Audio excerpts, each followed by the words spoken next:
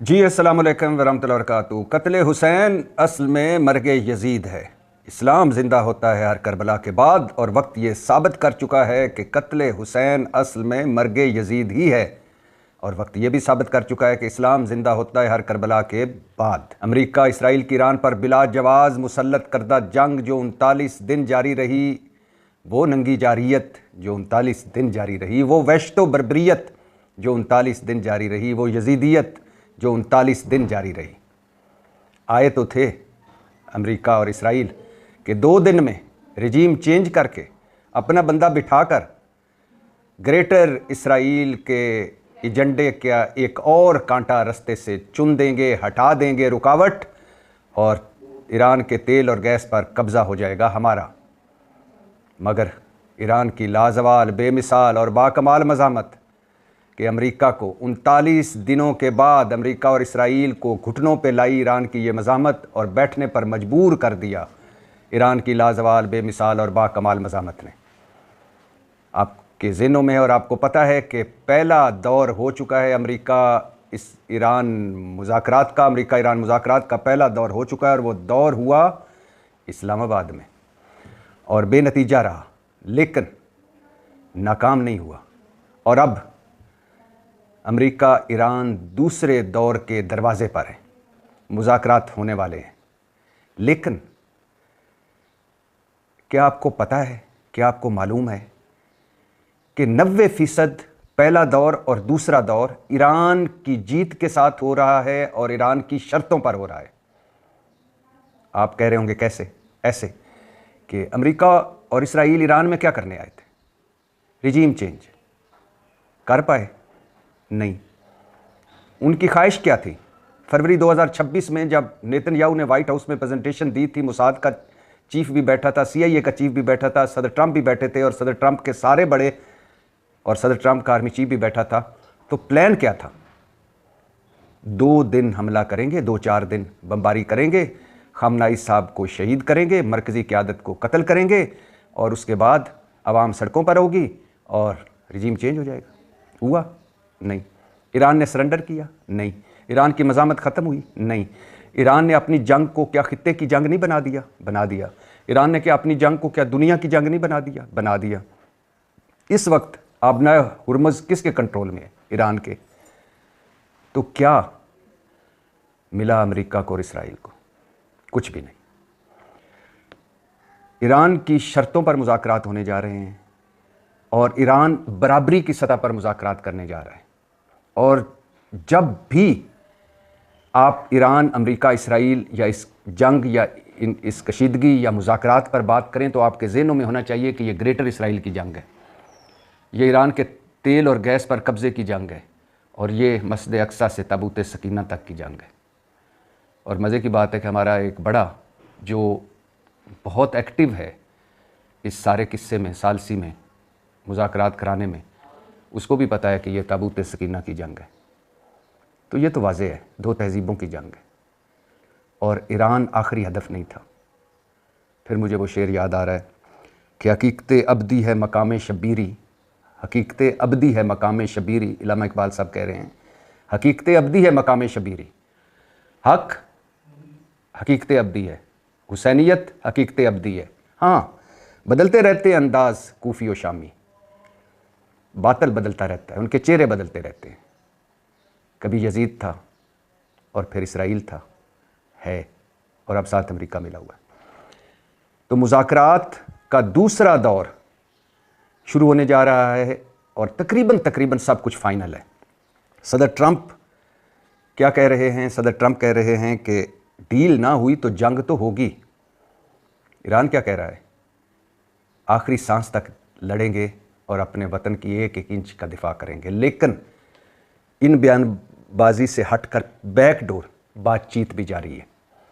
Field marshal Asim Munir के जो Tehran दौरा है, उस हवाले से बड़ी अच्छी खबरें सुनने को मिल रही हैं, और सुना जा रहा है कि सब कुछ तय होने वाला है, तकरीबन होने वाला है। हो चुका का लफ्ज़ इसलिए इस्तेमाल नहीं कर रहा कि जब दुश्मन या मुखालिफ साइड पर ईरान के ट्रंप साहब और नेतन्याहू हों तो किसी वक्त भी सूरत हाल बदल सकती है, ख़राब हो सकती है। लेकिन तेहरान का दौरा फील्ड मार्शल साहब का कमाल का रहा और मैं पहले भी बता चुका हूँ कि एक तो ये दौरा इसलिए भी बड़ा अहम है कि फील्ड मार्शल साहब जंग और इसमें उन्होंने कमाल का किरदार अदा किया, और दूसरा इन लम्हों में तेहरान उतरना और वहाँ रात दिन गुजारना, उनकी क़यादत से मिलना, ये बहुत बड़े इजहार यकजहती है पाकिस्तान का अपने भाइयों ईरानी भाइयों के साथ, और पाकिस्तान और ईरान का एक नया बाब रकम हुआ इस दौरे के बाद।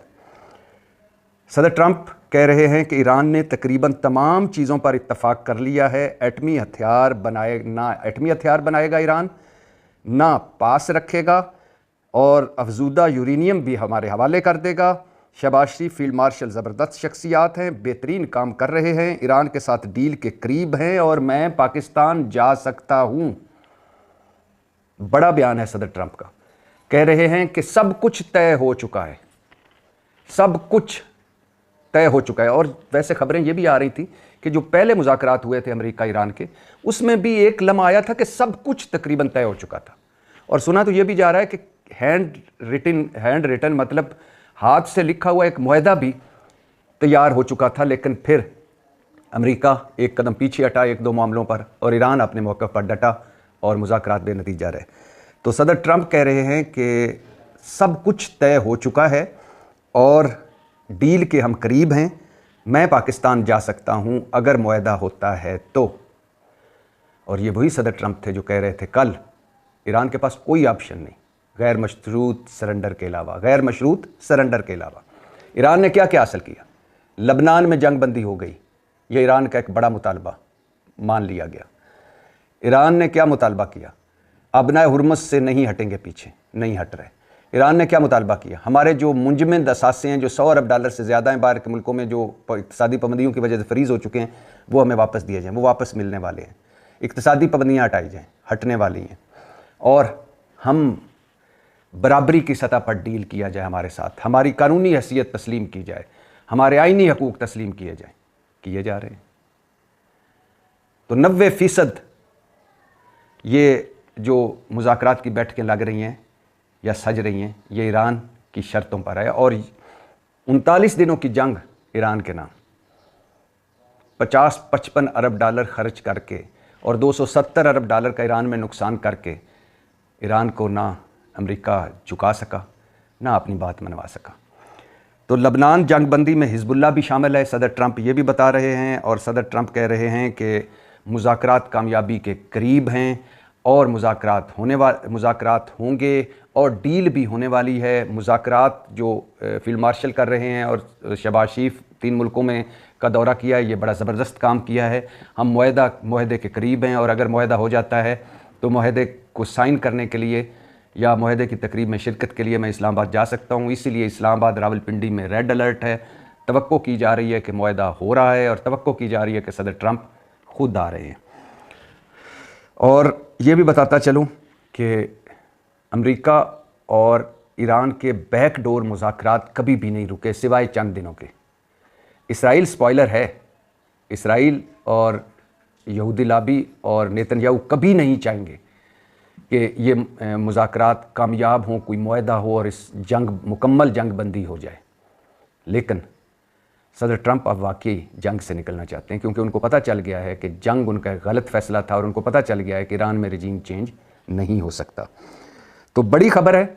और एक और बड़ी खबर है कि पाकिस्तान, मिस्र, सऊदीया, तुर्किया के वज़राए ख़ारजा की अहम मुलाकात होने जा रही है।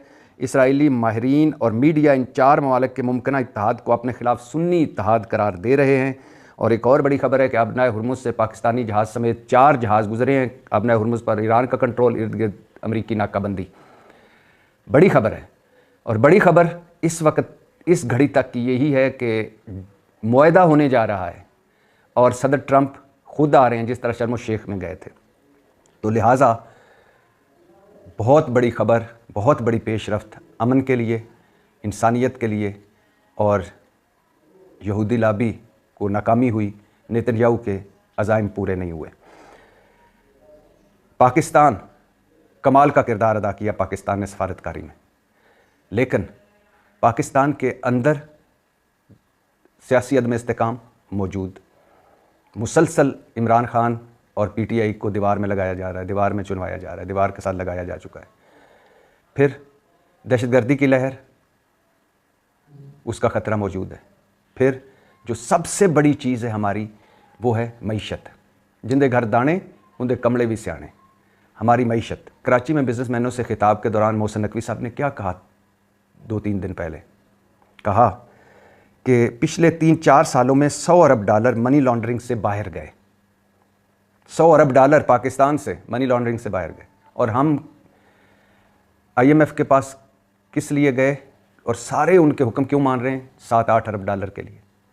तो मोहसिन नकवी साहब खबर सुना रहे हैं कि पिछले 3-4 सालों में $100 अरब यहाँ से बाहर गया मनी लॉन्ड्रिंग से। अब पिछले 3-4 साल देख लें तो ये कौन हुक्मरान रहा है? शुक्र है इमरान खान नहीं था। मैं तो अक्सर कहता हूँ कि इनका बस चले तो ये भी कह दें कि कायद-ए-आज़म की एम्बुलेंस ख़राब इमरान खान ने की। लियाकत अली ख़ान को जो शहीद किया गया उस साजिश में भी इमरान खान मुलव्वस था। फातिमा जनाब को जो भारतीय एजेंट कहा गया वो भी इमरान खान ने कहा था। ज़िया-उल हक़ के तियारे की ख़राबी में भी इमरान खान का हाथ है। सारे मार्शल लॉ लगाने में भी इमरान खान का हाथ है। सकूत ढाका में भी इमरान खान का हाथ है। पिछले 4 सालों में पहले PDM की हुकूमत थी, PDM-1, शहबाज वज़ीर आज़म 16 महीने तकरीबन, और उसके साथ पीपल्स पार्टी, मोहसिन नकवी जो थे इस PDM बनाने में अहम उनका किरदार था, इनकी हुकूमत। उसके बाद निगरान हुकूमत आई, मोहसिन नकवी साहब वज़ीर आला, निगरान वज़ीर आला पंजाब, गैर आइनी हुकूमत, और जो इतना अरसा रही। उसके बाद अब हुकूमत आ गई, मोहसिन नकवी वज़ीर दाखिला। तो मोहसिन नकवी साहब के मुँह बोले वालिद हैं जरदारी साहब, और मोहसिन नकवी साहब चहेते हैं मुस्लिम लीग के अक्सर लोगों के भी, और मोहसिन नकवी साहब खुद भी ताकतवर है इस तरह इस वक्त। तो 3-4 सालों में मोहसिन नकवी साहब आपके दौर में $100 अरब बाहर गए हैं हुंडी से, या मनी लॉन्ड्रिंग जो हुई है जो हुंडी हवाले से। तो नाकामी किसकी हुई? आपकी। अगर उन $100 अरब में से $50 अरब भी आप मुल्क में रख पाते तो IMF से भी आपको कर्जे ना लेना पड़ते और आज बाकी इधर उधर भी ना जाना पड़ता। अंदाज़ा करें, $100 अरब मुल्क से बाहर चले गए, और मोहसिन नकवी साहब खबर सुना रहे हैं कि 2-3 बंदों को कराची से उठा लिया जाए ना तो पता चल जाए कि किधर पैसे गए हैं और किसने भिजवाए हैं। तो किस बात की देर है? और फिर अंदाज़ा करें कि $100 अरब हमारे मुल्क से बाहर चले गए और हम $3 अरब के लिए भिखारी बने हुए हैं। अंदाज़ा करें। और यह भी अंदाज़ा करें कि UAE ने नाराज़ होकर हमसे $3 अरब वापस ले लिए, कहा कि साढ़े पैसे वापस करो, और हम भागे भागे पहुंचे सऊदी अरब के पास, और वहां से हमने $3 अरब उनसे ले लिए। UAE ने भी सूद पर पैसे दिए हुए थे, कोई ये नहीं दिया हुआ था कि हमें खर्च लें, हम खर्च भी नहीं सकते थे, सिर्फ हमारी स्टेट बैंक में रखने के लिए पैसे दिए हुए थे ताकि IMF की शर्त पूरी हो सके, एक हद तक ज़र मुबादला होना चाहिए। तो UAE ने भी जो सूद पर पैसे दिए हुए थे वो वापस ले लिए, और हम भागे भागे गए सऊदी अरब के पास, और उससे सूद पर पैसे लेकर अब हम ले आए हैं अपने बैंक में रखेंगे। $5 अरब जो उनके पहले पड़े हुए हैं उनमें तोसी हो गई है, यानी वो भी पड़े रहेंगे, और $3 अरब और ले लिए हैं। और UAE, सऊदी अरब और कतर वो मुल्क हैं जो ट्रंप साहब आए थे तो इन्होंने $3600 अरब की सरमायाकारी करने का ऐलान किया था अमेरिका में, और हमें अगर पैसे दिए जाते हैं तो उधार तेल दे दिया गया, सूद पर पैसे दे दिए गए कि रख लें अपने बैंक में। तो एक मुल्क ने दिए, ले लिए पैसे, वो भी दोस्त है, दूसरे से हमने ले लिए, वो भी दोस्त है। एक मुल्क ने पैसे लिए, उसने भी सूद पर रखे हुए थे, दूसरे से लिए, वो भी हम सूद पर रखेंगे। और $100 अरब मोहसिन नकवी साहब खबर सुना रहे हैं कि हमारे मुल्क से बाहर चलेंगे। और एक आलमी मुआशी तहकीकी रिपोर्ट आई है, और एक आलमी माहिर मुआशियात ने कहा है कि पाकिस्तान जो पीस की कोशिशें कर रहा है, इससे दुनिया को $3000 अरब का फ़ायदा पहुंच सकता है, मतलब $3 ट्रिलियन का फ़ायदा पहुंच सकता है। पाकिस्तान जो कोशिशें कर रहा है उससे दुनिया को $3 ट्रिलियन का फ़ायदा पहुंच सकता है, और पाकिस्तान खुद क्या कर रहा है? $3 अरब के लिए भागा भागा फिर रहा है। अंदाज़ा करें। और फिर UAE ने हमसे $3 अरब वापस ले लिए, और हमारे हाथ पांव फूल गए। कुछ अर्सा पहले दुबई लीक्स आई थी, उसमें पता चला था कि $11 अरब की पाकिस्तानियों की जायदादें हैं UAE में। तो ये हमारी पाकिस्तानियत, पाकिस्तान पर मुश्किल वक्त है, हमारे बड़ों ने वहाँ जायदादें बनाई, और जब बड़ों में हुक्मरान ही वहाँ उन्होंने अपने महल तामीर किए हुए हों तो फिर छोटों को क्या पूछना, क्या बात करनी। अच्छा, एक मैं आपको कहानी सुनाता हूँ। 2014 में इसहाक डार वज़ीर ख़जाना थे, और वो एक समरी लेकर गए काबीना में। मुस्लिम लीग नून की हुकूमत थी, इसहाक डार वज़ीर ख़जाना थे, वो एक समरी लेकर गए अपनी काबीना में। नवाज शरीफ साहब वज़ीर आज़म थे कि स्विस बैंकों में पाकिस्तानियों के 200 अरब डॉलर पड़े हुए हैं। ये एफबीआर की समरी थी और बड़े शवाहिद के साथ ये बनाई गई थी समरी। और इसहाक डार काबीना में ये इसलिए ले गए कि स्विस हुकूमत से हमें मुआहदा करने दें ताकि स्विस हुकूमत इन सारे पाकिस्तानियों को डेटा फराम करे जिनके पैसे वहाँ पड़े हुए हैं, और जब ये डेटा हमें मिल जाएगा तो जो पाकिस्तानी गैर कानूनी तौर पर या अपनी रकम को जस्टिफाई ना कर सके वो हम वहाँ से वापस मंगवा सकेंगे। काबीना ने मंजूरी दे दी। और फिर एक वफ्द स्विट्ज़रलैंड गया, डॉक्टर मोहम्मद अशफाक अहमद वफ्द का सरबराह था। स्विस हुकूमत, उसके मुज़ाकरात हुए स्विस हुकूमत के साथ, नुमाइंदों के साथ। स्विस हुकूमत राज़ी हो गई और कहा कि आप MOU हमारे साथ साइन कर लें, हम आपको सारा डेटा देते हैं। वफ्द वापस आया, इमरान खान का धरना शुरू हो गया। और इन पैसों में मुबैना तौर पर, वैसे तो पूरे मुल्क के बड़ों के पैसे थे, लेकिन चांसेस ये थे या कहा यह जा रहा था या इल्ज़ाम ये लगाया जा रहा था कि इसमें जरदारी साहब के पैसे भी हैं और पीपल्स पार्टी के पैसे भी हैं स्विस अकाउंट। वो जो शहबाज शरीफ कहा करते थे कि आसिफ अली जरदारी मुझे स्विस अकाउंट बुला रहे हैं कि पैसे वहाँ पड़े हुए हैं, चोरों को लटकाएंगे, सड़कों पे घसीटेंगे, पेट चीरेंगे, उन दिनों की बात। तो इमरान खान का धरना शुरू हो गया। मुस्लिम लीग को पीपल्स पार्टी की ज़रूरत पड़ गई और ये मामला खटाई में पड़ गया। 1998 में मुस्लिम लीग हुकूमत ने एक और कोशिश की मगर फिर भी नाकाम रहे। इफ्तिखार चौधरी साहब ने एक बड़ी एफर्ट की जब वो चीफ जस्टिस थे। वज़ीर आज़म गिलानी से कहा कि आप ख़त लिखें स्विस हुकूमत को कि वो जो हमारा है पैसे जो पड़े हुए हैं उनका बायोडेटा बताया जाए और वो वापस भिजवाए जाएँ। जरदारी साहब नहीं माने, गिलानी साहब ने ख़त नहीं लिखा, खुद नायल हो गए मगर ख़त नहीं लिखा। और फिर उल्टा डॉक्टर अशफाक जो लेके गए वफ्द के सरबराह थे जिन्होंने स्विस हुकाम से कामयाब मुज़ाकरात किए थे कि MOU साइन करें और हम आपको डेटा देते, उनके खिलाफ इंक्वायरी शुरू हो गई। तो ये है मेरा मुल्क जिसमें सरे महल ख़रीद कर बेच दिए जाते हैं, जिसमें Hudaibiya, Al-Azizia, flagship, Avenfield, TT scandal, 35 अरब जाली अकाउंट्स मनी लॉन्ड्रिंग, नैब के 1100 अरब डॉलर के करप्शन स्कैंडल, रेंट बिजली घर वाला, और कितने खा गए ये लोग। और आज हम 3-3 अरब डॉलर के लिए फिर रहे हैं। स्विस अकाउंट्स में 200 अरब डॉलर उस वक्त इसहाक डार साहब बता रहे थे पाकिस्तानियों के पड़े हुए। 11 अरब डॉलर अब दुबई लीक्स में आया है, Panama leaks, Pandora leaks, Pakistan लीको लीक, और ये लोग खा पी गए, लुट गए, और हम कशकोल लेकर फिर रहे हैं। मईशत की बात आ रही है तो एक अच्छी खबर, आपको पता है कि मैंने CEO इत्तेहाद टाउन शेख शुजाउल्लाह खान का पॉडकास्ट किया था। मैं अब रियल स्टेट में जा रहा हूँ ताकि पता करें कि 3 बड़े शोबे हैं ना, इंडस्ट्री, रियल स्टेट और ज़राअत, तीनों का सवा सत्यानाश है। लेकिन रियल स्टेट में कुछ चीज़ें बेहतर हो रही हैं। मैंने सारी सोसाइटियों का डेटा इकट्ठा किया, हाउसिंग सोसाइटियों का, और मुझे इसमें ये इत्तेहाद वाले बेहतर लगे। क्यों बेहतर लगे कि इन्होंने रहीम यार खान, लाहौर और सियालकोट में 9 मनसूबे लॉन्च किए हैं, हाउसिंग सोसाइटी के 9 मनसूबे, और उनमें 3 तो अभी किए हैं, वो ज़ेर तकमील हैं। 6 मनसूबे वक्त से पहले डिलीवर कर दिए। वरना पता है हाउसिंग सोसाइटियों में क्या होता है? हाउसिंग सोसाइटियों में होता है कि प्लाट देते जाओ और फाइलें देते जाओ, प्लाट है कोई नहीं, ज़मीन है कोई नहीं, चीज़ें बेचते जाओ। 9 मनसूबे रहीम यार खान लाहौर और सियालकोट में, जिनमें 6 वक्त से पहले डिलीवर कर चुके, और इनकी टैग लाइन है क्योंकि फ़ायदा इसी में है। और मैंने शेख शुजाउल्लाह खान साहब का पॉडकास्ट भी किया और फिर सियालकोट भी गया। सियालकोट इत्तेहाद बिजनेस डिस्ट्रिक्ट सियालकोट, 3 साल ये मंसूबा था और इन्होंने 14 महीनों में ये डिलीवर कर दिया। और एग्जेक्टिव ब्लॉक भी नया था, एक और एग्जेक्टिव ब्लॉक लॉन्च भी कर दिया। 1850 कनाल पर मुश्तमिल ये मंसूबा।